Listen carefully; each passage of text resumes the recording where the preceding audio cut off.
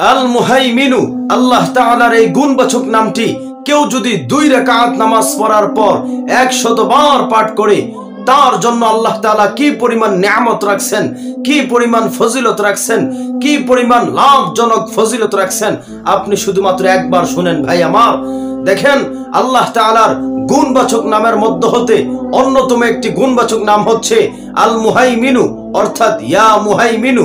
আল্লাহ তাআলার এই গুণবাচক নামটি কেউ যদি 2 রাকাত নফল নামাজ নিয়ত করে, কেউ যদি 2 রাকাত নামাজ পড়ে, 2 রাকাত নামাজ পড়ার পর কেউ যদি 100 বার পাঠ করে ইয়া মুহাইমিনু অর্থাৎ আল মুহাইমিনু, কেউ যদি এই আল্লাহ তাআলার এই গুণবাচক নামটি কেউ যদি 2 রাকাত নামাজ পড়ার পর 100 বার পাঠ করে, তার জন্য কি পরিমাণ নিয়ামত রয়েছে, কি পরিমাণ ফজিলত রয়েছে, একবার শুনুন ভাই আমার। কেউ যদি এই আমলটি করে, তাহলে আল্লাহ তাআলা ওই ব্যক্তির মন পবিত্র করে দিবেন।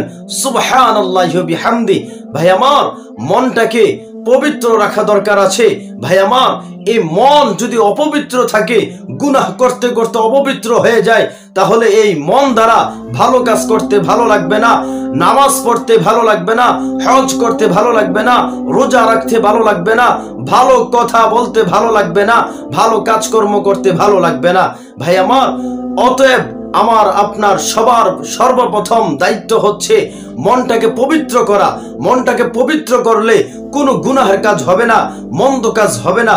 মনটাকে পবিত্র করলে আল্লাহ তাআলার ইবাদত করতে মন চাইবে, ইবাদত করতে মজা লাগবে, ইবাদত করলে মজা লাগবে। ভাই আমার, এই মনটাকে পবিত্র করতে হলে আপনি আমি 2 রাকাত নফল নামাজ পড়ে, 2 রাকাত নামাজ আদায় করে 100 বার পাঠ করব ইয়া মুহাইমিনু অর্থাৎ আল মুহাইমিনু।